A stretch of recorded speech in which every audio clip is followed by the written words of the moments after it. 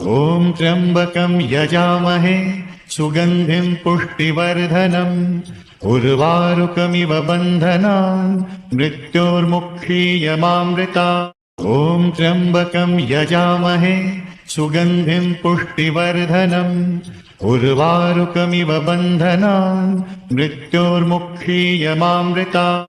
ॐ त्र्यम्बकं यजामहे सुगन्धिं पुष्टिवर्धनम् उर्वारुकमिव बन्धनान् मृत्योर्मुक्षीयमामृतात्।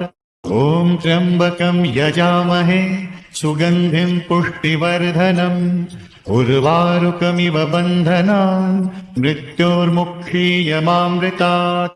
ॐ त्र्यम्बकं यजामहे सुगन्धिं पुष्टिवर्धनम् उर्वारुकमिव बन्धनान् मृत्योर्मुक्षीयमामृतात्। ॐ त्र्यम्बकं यजामहे सुगन्धिं पुष्टिवर्धनम् उर्वारुकमिव बन्धनान् मृत्योर्मुक्षीयमामृतात्। ॐ त्र्यम्बकं यजामहे सुगन्धिं पुष्टिवर्धनम् उर्वारुकमिव बन्धनान् मृत्योर्मुक्षीयमामृतात्। ॐ त्र्यम्बकं यजामहे सुगन्धिं पुष्टिवर्धनम् उर्वारुकमिव बन्धनान् मृत्योर्मुक्षीयमामृतात्। ॐ त्र्यम्बकं यजामहे सुगन्धिं पुष्टिवर्धनम् उर्वारुकमिव बन्धनान् मृत्योर्मुक्षीयमामृतात्। ॐ त्र्यम्बकं यजामहे सुगन्धिं पुष्टिवर्धनम् उर्वारुकमिव बन्धनान् मृत्योर्मुक्षीयमामृतात्। ॐ त्र्यम्बकं यजामहे सुगन्धिं पुष्टिवर्धनम् उर्वारुकमिव बन्धनान् मृत्योर्मुक्षीयमामृतात्। ॐ त्र्यम्बकं यजामहे सुगन्धिं पुष्टिवर्धनम् उर्वारुकमिव बन्धनान् मृत्योर्मुक्षीयमामृतात्। ॐ त्र्यम्बकं यजामहे सुगन्धिं पुष्टिवर्धनम् उर्वारुकमिव बन्धनान् मृत्योर्मुक्षीयमामृतात्। ॐ त्र्यम्बकं यजामहे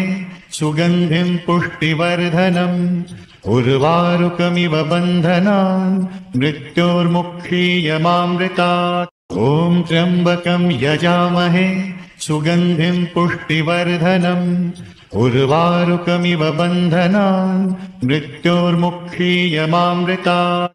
ॐ त्र्यम्बकं यजामहे सुगन्धिं पुष्टिवर्धनम् उर्वारुकमिव बन्धनान् मृत्योर्मुक्षीयमामृतात्। ॐ त्र्यम्बकं यजामहे सुगन्धिं पुष्टिवर्धनम् उर्वारुकमिव बन्धनान् मृत्योर्मुक्षीयमामृतात्। ॐ त्र्यम्बकं यजामहे सुगन्धिं पुष्टिवर्धनम् उर्वारुकमिव बन्धनान् मृत्योर्मुक्षीयमामृतात्। ॐ त्र्यम्बकं यजामहे सुगन्धिं पुष्टिवर्धनम् उर्वारुकमिव बन्धनान् मृत्योर्मुक्षीयमामृतात्। ॐ त्र्यम्बकं यजामहे सुगन्धिं पुष्टिवर्धनम् उर्वारुकमिव बन्धनान् मृत्योर्मुक्षीयमामृतात्। ॐ त्र्यम्बकं यजामहे सुगन्धिं पुष्टिवर्धनम् उर्वारुकमिव बन्धनान् मृत्योर्मुक्षीयमामृतात्। ॐ त्र्यम्बकं यजामहे सुगन्धिं पुष्टिवर्धनम् उर्वारुकमिव बन्धनान् मृत्योर्मुक्षीयमामृतात्। ॐ त्र्यम्बकं यजामहे सुगन्धिं पुष्टिवर्धनम् उर्वारुकमिव बन्धनान् मृत्योर्मुक्षीयमामृतात्। ॐ त्र्यम्बकं यजामहे सुगन्धिं पुष्टिवर्धनम् उर्वारुकमिव बन्धनान् मृत्योर्मुक्षीयमामृतात्। ॐ त्र्यम्बकं यजामहे सुगन्धिं पुष्टिवर्धनम् उर्वारुकमिव बन्धनान् मृत्योर्मुक्षीयमामृतात्। ॐ त्र्यम्बकं यजामहे सुगन्धिं पुष्टिवर्धनम् उर्वारुकमिव बन्धनान् मृत्योर्मुक्षीयमामृतात्। ॐ त्र्यम्बकं यजामहे सुगन्धिं पुष्टिवर्धनम् उर्वारुकमिव बन्धनान् मृत्योर्मुक्षीयमामृतात् ॐ त्र्यम्बकं यजामहे सुगन्धिं पुष्टिवर्धनम् उर्वारुकमिव बन्धनान् मृत्योर्मुक्षीयमामृतात् ॐ त्र्यम्बकं यजामहे सुगन्धिं पुष्टिवर्धनम् उर्वारुकमिव बन्धनान् मृत्योर्मुक्षीयमामृतात् ॐ त्र्यम्बकं यजामहे सुगन्धिं पुष्टिवर्धनम् उर्वारुकमिव बन्धनान् मृत्योर्मुक्षीयमामृतात् ॐ त्र्यम्बकं यजामहे सुगन्धिं पुष्टिवर्धनम् उर्वारुकमिव बन्धनान् मृत्योर्मुक्षीयमामृतात् ॐ त्र्यम्बकं यजामहे सुगन्धिं पुष्टिवर्धनम् उर्वारुकमिव बन्धनान् मृत्योर्मुक्षीयमामृतात् ॐ त्र्यम्बकं यजामहे सुगन्धिं पुष्टिवर्धनम् उर्वारुकमिव बन्धनान् मृत्योर्मुक्षीयमामृतात् ॐ त्र्यम्बकं यजामहे सुगन्धिं पुष्टिवर्धनम् उर्वारुकमिव बन्धनान् मृत्योर्मुक्षीयमामृतात् ॐ त्र्यम्बकं यजामहे सुगन्धिं पुष्टिवर्धनम् उर्वारुकमिव बन्धनान् मृत्योर्मुक्षीयमामृतात् ॐ त्र्यम्बकं यजामहे सुगन्धिं पुष्टिवर्धनम् उर्वारुकमिव बन्धनान् मृत्योर्मुक्षीयमामृतात् ॐ त्र्यम्बकं यजामहे सुगन्धिं पुष्टिवर्धनम् उर्वारुकमिव बन्धनान् मृत्योर्मुक्षीयमामृतात् ॐ त्र्यम्बकं यजामहे सुगन्धिं पुष्टिवर्धनम् उर्वारुकमिव बन्धनान् मृत्योर्मुक्षीयमामृतात् ॐ त्र्यम्बकं यजामहे सुगन्धिं पुष्टिवर्धनम् उर्वारुकमिव बन्धनान् मृत्योर्मुक्षीयमामृतात् ॐ त्र्यम्बकं यजामहे सुगन्धिं पुष्टिवर्धनम् उर्वारुकमिव बन्धनान् मृत्योर्मुक्षीयमामृतात् ॐ त्र्यम्बकं यजामहे सुगन्धिं पुष्टिवर्धनम् उर्वारुकमिव बन्धनान् मृत्योर्मुक्षीयमामृतात् ॐ त्र्यम्बकं यजामहे सुगन्धिं पुष्टिवर्धनम् उर्वारुकमिव बन्धनान् मृत्योर्मुक्षीयमामृतात् ॐ त्र्यम्बकं यजामहे सुगन्धिं पुष्टिवर्धनम् उर्वारुकमिव बन्धनान् मृत्योर्मुक्षीयमामृतात् ॐ त्र्यम्बकं यजामहे सुगन्धिं पुष्टिवर्धनम् उर्वारुकमिव बन्धनान् मृत्योर्मुक्षीयमामृतात् ॐ त्र्यम्बकं यजामहे सुगन्धिं पुष्टिवर्धनम्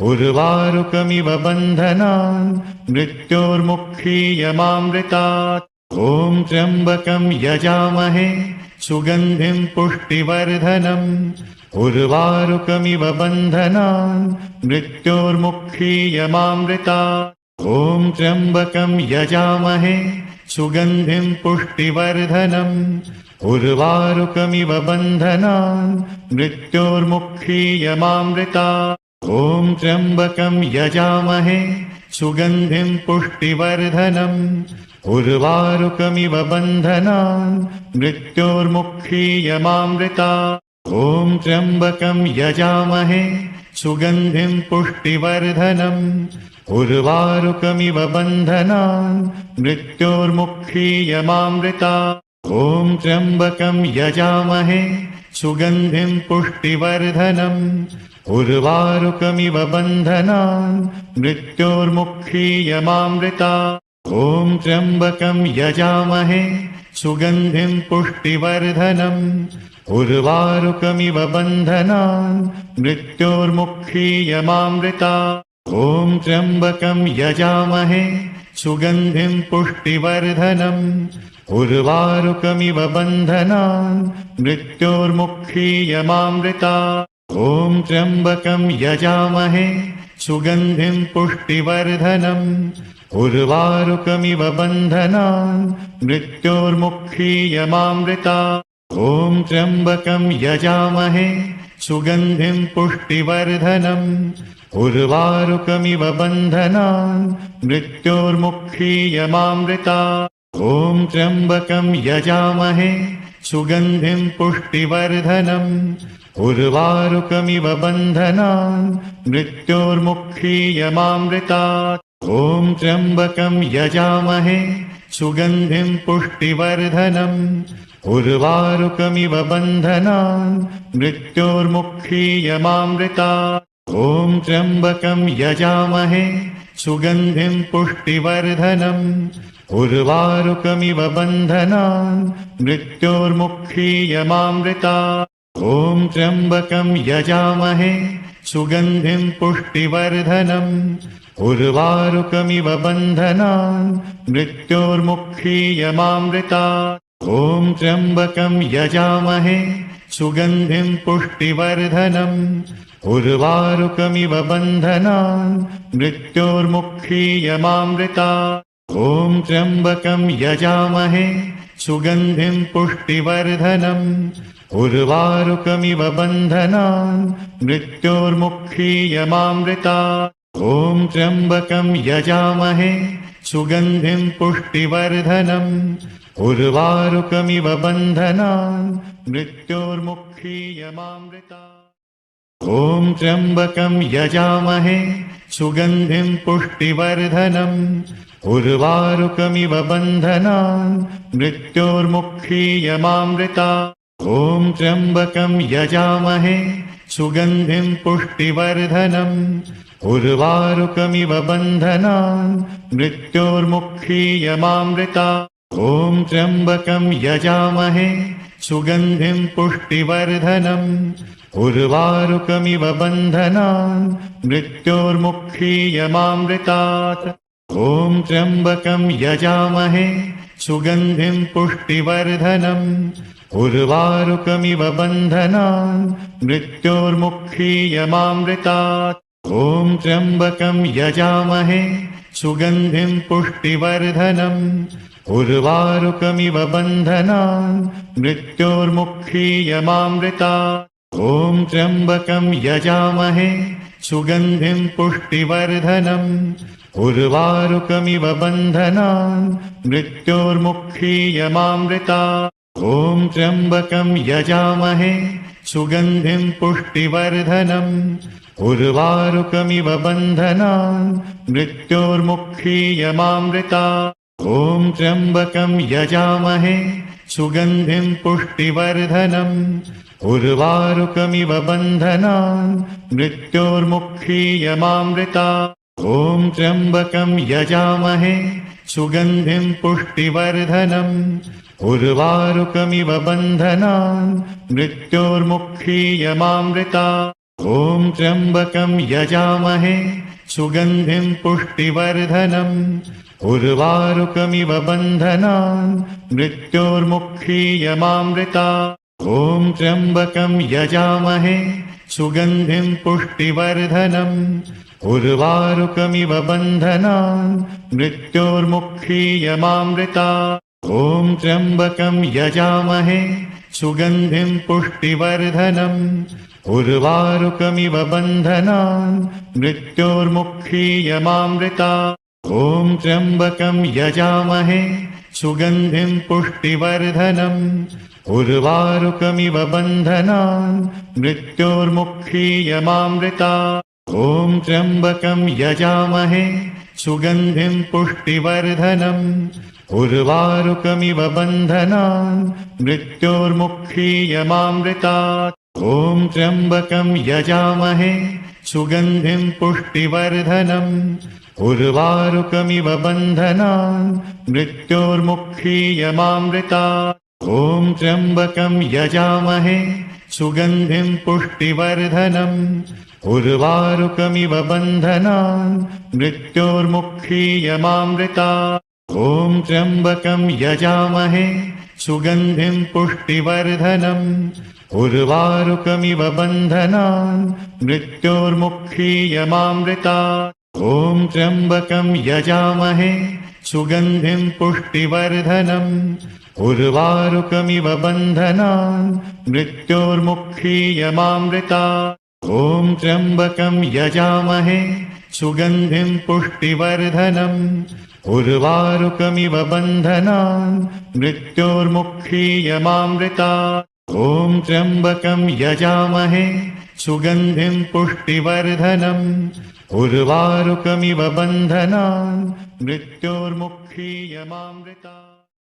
ॐ त्र्यम्बकं यजामहे सुगन्धिं पुष्टिवर्धनम् उर्वारुकमिव बन्धनान् मृत्योर्मुक्षीयमामृतात्। ॐ त्र्यम्बकं यजामहे सुगन्धिं पुष्टिवर्धनम् उर्वारुकमिव बन्धनान् मृत्योर्मुक्षीयमामृतात्। ॐ त्र्यम्बकं यजामहे सुगन्धिं पुष्टिवर्धनम् उर्वारुकमिव बन्धनान् मृत्योर्मुक्षीयमामृतात्।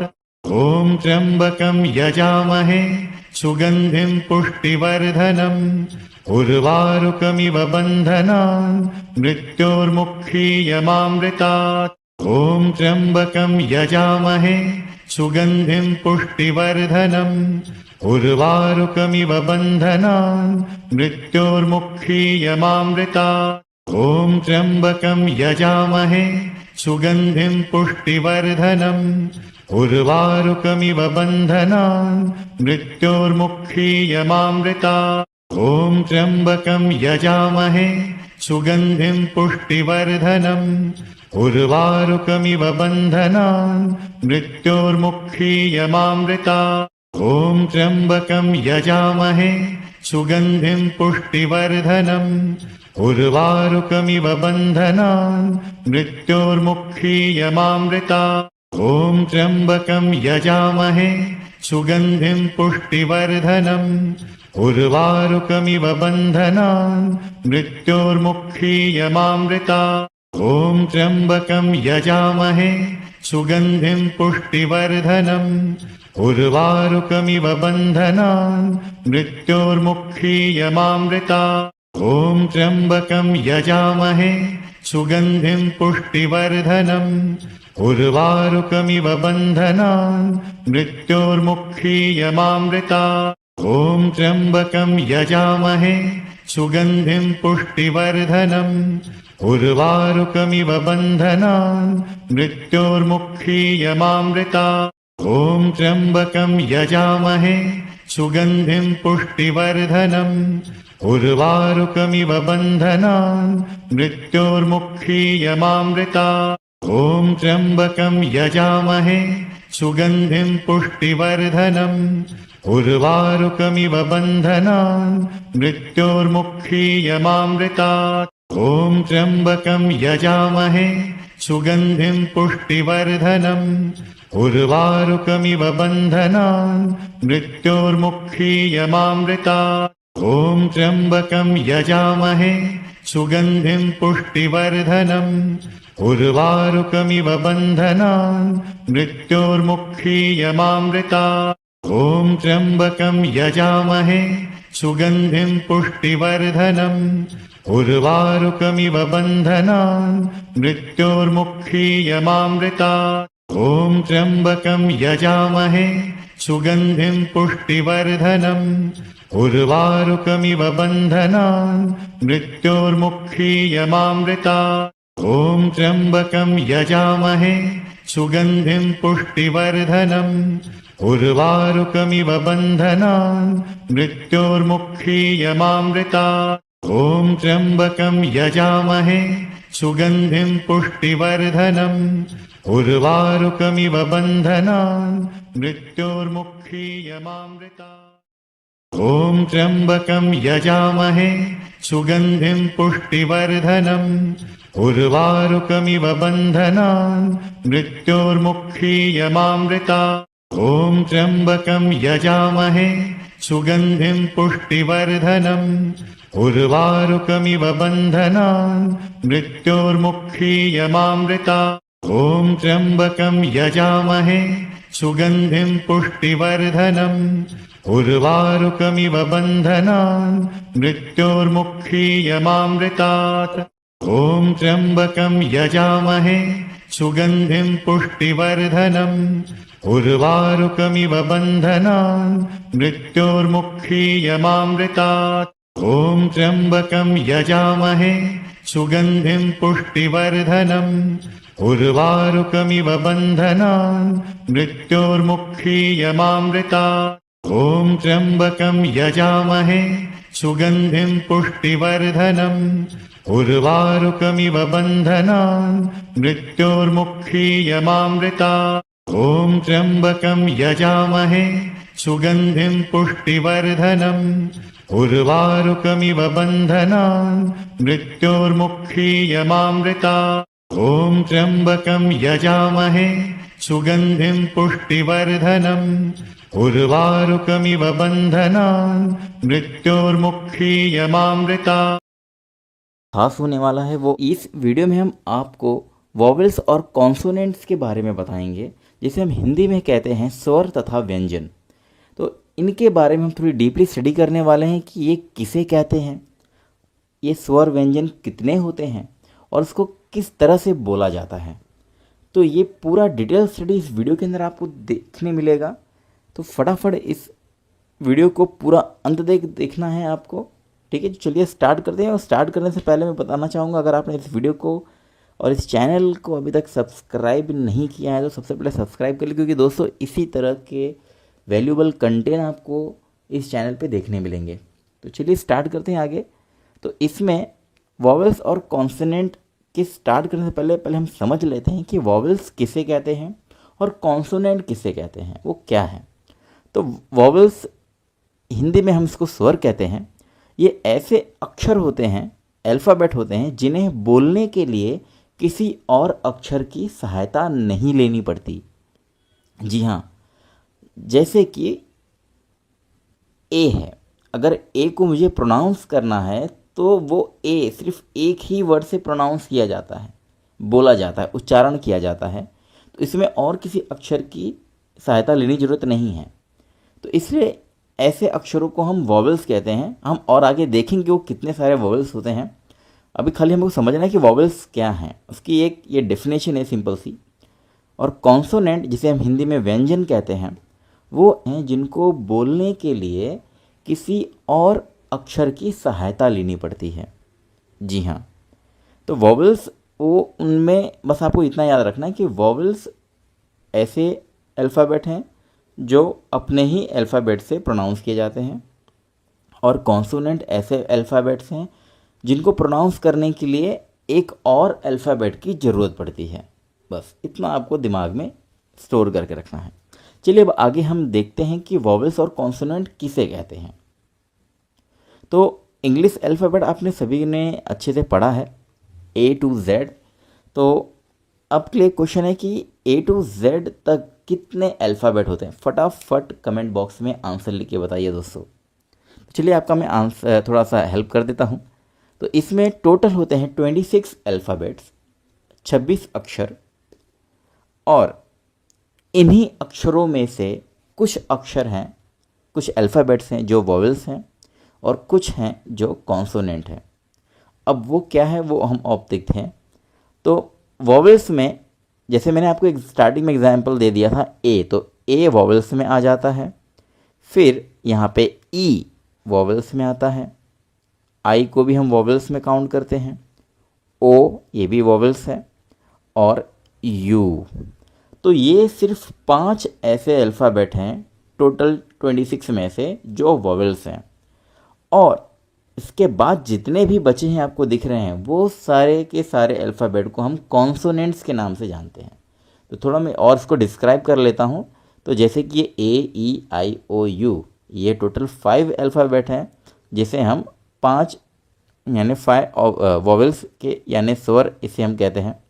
और बाकी जितने भी बचे हैं यानी कि 21 अल्फ़ाबेट वो कॉन्सोनेंट होते हैं। तो बस आपको दिमाग में इतना फिट करके रखना है कि वॉवेल्स सिर्फ 5 होते हैं, और उसको आप याद कर लो दोस्तों, A E I O U।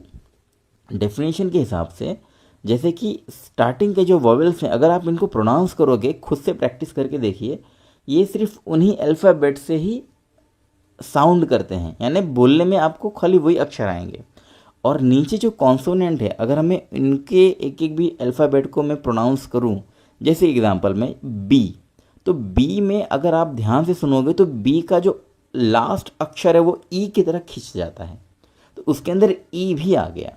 जैसे कि सी, तो सी में भी देखो ई का हेल्प लेना पड़ रहा है, यानी सी के अंदर ई भी आ गया है। तो ये ऐसे अल्फ़ाबेट है जिनका जिनको वॉवेल्स की सहायता लेनी पड़ती है, और वॉवेल्स को किसी की सहायता लेने की ज़रूरत नहीं पड़ती। तो बस ये है वॉवेल्स और ये है कॉन्सोनेंट। अब वॉवेल्स में भी अलग अलग प्रोनाउंसिएशन होते हैं, जैसे ए के भी कुछ हैं, ई के, आई के, ओ और यू, इनके भी अलग अलग थोड़े साउंड करने के अलग अलग अल्फ़ाबेट होते हैं, वो हम और डिटेल में थोड़ा देखते हैं। दोस्तों अगर अभी आज तक आपने इस वीडियो को लाइक नहीं किया तो दोस्तों प्लीज़ लाइक कर ली, क्योंकि ये बहुत ही वैल्यूएबल कंटेंट है, आपको जल्दी और कोई वीडियो में देखने नहीं मिलेगा।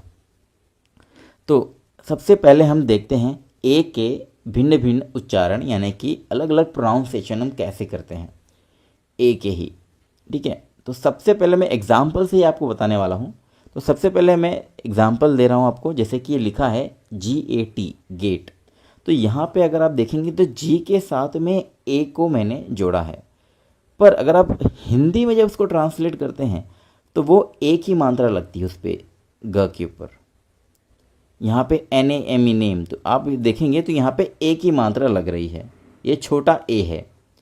ठीक है, पर दूसरा एग्जाम्पल है BAT, बैट। जब इस बैट को हम हिंदी में लिखते हैं तो बड़े ए की मात्रा लगती है, जैसे कि RAT, रैट। तो यहाँ पे भी रैट हम ऐसे पढ़ते हैं इसे, पर इंग्लिश में हमें ए ही लिखना है। तो प्रोनाउंस इसके थोड़े थोड़े डिफरेंट है। अब जैसे थर्ड एग्जाम्पल में देख लीजिए, CAR, कार। तो यहाँ पे सी के साथ में आ की मात्रा जुड़ गई है, तो ये कार यानी आ के साथ प्रोनाउंस कर रहा है, पर हम इंग्लिश में ए ही लिखेंगे, पर हिंदी में इसका आ की मात्रा के साथ उच्चारण किया जाएगा। एक और जैसे कि JAR, जार। तो यहाँ पे भी आ की मात्रा लग रही है। चौथा एग्जाम्पल में और भी थोड़ा मिलेगा, जैसे कि BALL, बॉल। तो यहाँ पे आप देखेंगे तो यहाँ पे इस तरह की थोड़ी सी प्रोनाउंस चंद्र बिंदु वाले आ की प्रोनाउंसिएशन की, जैसे बॉल हिंदी में हम कहते हैं, जैसे कि वॉल। तो ऐसे चार अलग अलग ये हैं जो साउंड करते हैं ए को। ऐसे ये सिर्फ चार ही हैं, ऐसे और भी अल्फ़ाबेट हैं, तो आप देखेंगे। बट ये आपको दिमाग में रखना है, जब भी आप कोई हिंदी के वर्ड को इंग्लिश में ट्रांसलेट करते हैं तो ये चीज़ें थोड़े से आपको ध्यान में रखने हैं। ठीक है, चलिए आगे बढ़ते हैं। अब हम देखेंगे ई के उच्चारण, यानी अलग अलग प्रोनाउंसिएशन कैसे करते हैं। तो ई में ज़्यादा नहीं है, पहला हम एग्जांपल देख लेते हैं, जैसे कि BED, बेड। तो यहाँ पे भी देखिए, जैसे कि आपने देखा था ए की मात्रा ए वाले के साथ में भी लग रही थी, बट यहाँ पे ई के साथ में भी लग रही है। तो BED, बेड, यहाँ पे ई की मात्रा बेड के लिए इस्तेमाल की जा रही है। RED, red. तो यहाँ पे भी ए की मात्रा लग रही है। दूसरा है HE, ही। तो यहाँ पे आप देखेंगे ई की मात्रा लग रही है हिंदी में। WEV, तो यहाँ पे भी ई की मात्रा लग रही है।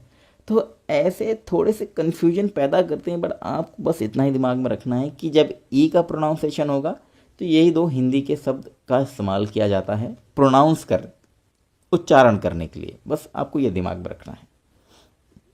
नेक्स्ट देखते हैं, स्वर जो है वो है आई। इसके भी जो अलग अलग उच्चारण हैं पहले देख लेते हैं। जैसे कि एग्जाम्पल है HILL, इसे हम हिंदी में हिल कहते हैं। तो यहाँ पे आपको ई की मात्रा लगनी है, PIN, पिन। अब एक और एग्जाम्पल जैसे कि ICE, तो इसको हम प्रोनाउंस करते हैं आइस। तो यहाँ पे पहले और एग्जाम्पल में दूसरे एग्जाम्पल देखेंगे तो साउंड का तरीका थोड़ा अलग है। तो आइस इस तरह से ये प्रोनाउंस किया जाता है। MILE, mile.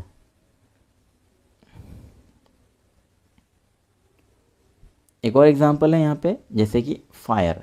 तो ये भी एक तरह का एग्जाम्पल ही है, जैसे कि FIRE फायर, तो यहाँ पे य र इस तरह से इनको जोड़ा जाता है।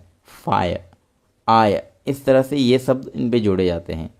वायर, WIRE वायर, तो वायर, तो ऐसे प्रोनाउंस किए जाते हैं आई के शब्दों को। नेक्स्ट है जो ओ, इनके लिए भी दो प्रकार है, जैसे कि ओल्ड, तो यहाँ पे ओ की मात्रा के साथ में प्रोनाउंस किया जाता है, और दूसरा है डॉग, DOG डॉग। तो डॉग में भी देखा जाए तो हिंदी में जब हम उसको प्रोनाउंस करते हैं तो आ की मात्रा थोड़ी जुड़ जाती है। प्रोनाउंस करने के लिए ये थोड़ा सा डिफरेंस होता है। ये दो ही आपको डिफरेंसेस ओ में देखने मिलते हैं। थर्ड है, ये जो लास्ट है वो है यू, तो हम हैं, बट अगर हिंदी में इसके जो वर्ड्स होते हैं थोड़े डिफरेंट हो जाते हैं, जैसे कि बस, तो यहाँ पे सिर्फ अ क्या साउंड कर रहा है बस, बट हम लिखते हैं यू। जैसे कि FUN फन, तो हिंदी में इसको अ की मात्रा के साथ ही खाली जुड़ता है, बट इसे हम इंग्लिश में FUN फन लिखते हैं। सेकंड एग्जांपल पुट, तो यहाँ पे ऊ की मात्रा लग रही है, पर साउंड ऊ की तरह साउंड हो रहा है, बट हम इंग्लिश में PUT पुट ही लिखेंगे, PUL पुल। तो दोस्तों, होप ये आपको वीडियो काफ़ी पसंद आया होगा। अगर आपको एक बार में नहीं समझ में आ रहा है तो इस वीडियो को 2-3 बार देखिए। बस आपको दिमाग में रखना है वोवेल्स और कॉन्सोनेंट क्या होता है और उनकी हम अलग अलग इस्तेमाल कैसे करेंगे। और आशा करता हूँ कि वीडियो आपके लिए बहुत हेल्पफुल होगा। आप इस वीडियो को अपने दोस्तों, बहनों, भाइयों सबको भी शेयर कर सकते हैं, क्योंकि बहुत ही बेसिक सा ये वीडियो है। Thank you so much for watching this video.